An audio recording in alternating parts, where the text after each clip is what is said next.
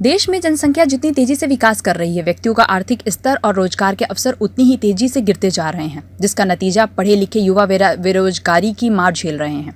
बढ़ती बेरोजगारी पर चिंता व्यक्त करते हुए बेरोजगारी समस्या एवं समाधान विषय पर समन्वयक समाधान के तत्वाधान में शहडोल मानस भवन में बेरोजगारी पर संवाद कार्यक्रम का आयोजन किया गया, जिसमें भारी मात्रा में बेरोजगार युवा व बुद्धिजीवियों ने इस पर चिंतन मंथन किया। देश में बढ़ती बेरोजगारी पर आदिवासी बाहुल्य शहडोल जिले के मानस भवन में बेरोजगारी समाधान संवाद का समन्वय समाधान के तत्वाधान में बेरोजगारी संवाद कार्यक्रम का आयोजन किया गया, जिसमें आदिवासी बाहुल्य क्षेत्र के भारी मात्रा आदिवासी बेरोजगार युवक शामिल हुए। इसके साथ ही सुप्रसिद्ध विचारक, चिंतक व लेखक भास्कर राव रोकड़े एवं बुद्धिजीवी शामिल हुए, जिसमें देश में बढ़ती बेरोजगारी पर चर्चा करते हुए इससे कैसे निपटा जाए, इस पर विचार विमर्श किया गया।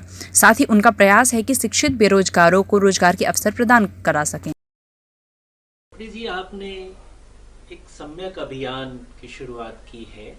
ये अभियान क्या है और ये किस उद्देश्य के लिए आपने शुरू किया? यह अभियान शिक्षित बेरोजगार युवाओं की पीड़ा को देखते हुए शुरू किया गया है। दरअसल बेरोजगारी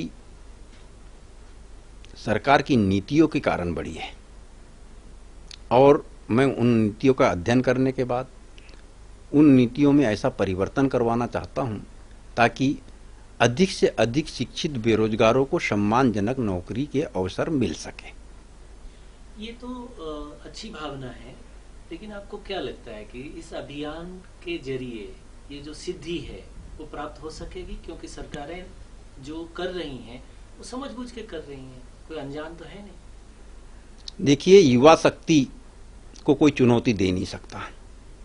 युवाओं को अगर जागृति आ गई, उनके साथ ये अन्याय हो रहा है, तो युवा अपने कानूनी पॉइंट से तथ्यात्मक तरीके से लड़ाई शुरू करेंगे और वो लड़ाई हिंसक नहीं होगी, तर्कसंगत होगी और निश्चित रूप से हम नतीजे को प्राप्त करेंगे। और मैंने उसके लिए डेडलाइन दिया है। अधिकतर जितने भी आंदोलन होते हैं या अभियान चलाए जाते हैं उसमें कोई भी डेडलाइन नहीं देता, बस हम ऐसा करेंगे ये कहता है। लेकिन मेरे ओर से डेडलाइन 1 जनवरी 2024 दी गई है। 1 जनवरी 2024 को यदि मुख्यमंत्री ने हमारे द्वारा प्रस्तावित आदेशों पर साइन नहीं किया तो वो उस समय जो भी मुख्यमंत्री होगा 2 जनवरी 2024 को सीट पे नहीं बैठ पाएगा। आपको लगता है कि आप इतना बड़ा ये मूवमेंट खड़ा कर पाएंगे जिसकी अपनी ऐसी ताकत हो कि वो सत्ता को बदल दे? माह अक्टूबर 2022 में 5 से 10 लाख युवा मध्य प्रदेश के भोपाल आएंगे और उस दिन सारे युवा एक साथ संकल्प लेंगे कि 1 जनवरी 2024 तक केवल हम इंतजार कर रहे हैं और उसके लिए काफी कुछ परिवर्तन करके अपने अनुकूल हम बना लेंगे ताकि 1 जनवरी 2024 को हमारे पक्ष में आदेश हो जाए। एक बहुत इस तरह का सवाल जो इस पूरे अभियान से निकलता है कि ये आपने ये 24 की ही तारीख क्यों रखी है? क्या ये लोकसभा चुनाव को ध्यान में रख करके तय की गई तारीख है? देखिए, लोकसभा चुनाव 1 जनवरी के बाद 6 महीने के बाद होना है। मैं चुनाव न लड़ता हूं न लड़ाने की चिंता करता हूं। मेरा पूरा का पूरा मकसद, पहले मेरी पोस्टिंग डिंडोरी में थी, इसके बाद मेरी पोस्टिंग जो है भोपाल में हुई।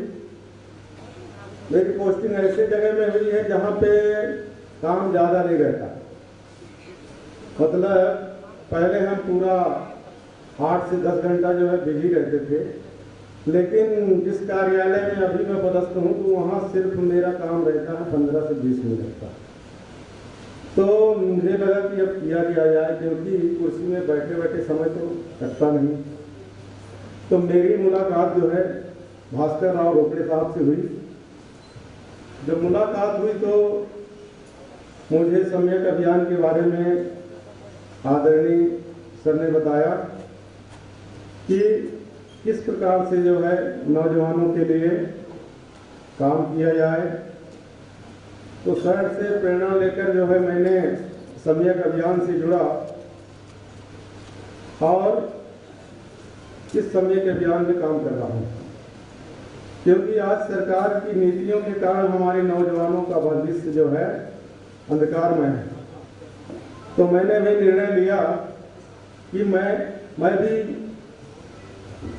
जब नौकरी पेशा में नहीं था तो बेरोजगारी का दंश जो है किस प्रकार होता है और किस प्रकार से भटकना पड़ता है। एक इंटरव्यू दिए, 2 इंटरव्यू दिए, 5वें इंटरव्यू में हम सेलेक्ट हुए, तो लगता है कि हमको कोई सरकारी जॉब जो है कैसे मिले। और आज तो 15 से 20 साल हो गए सरकार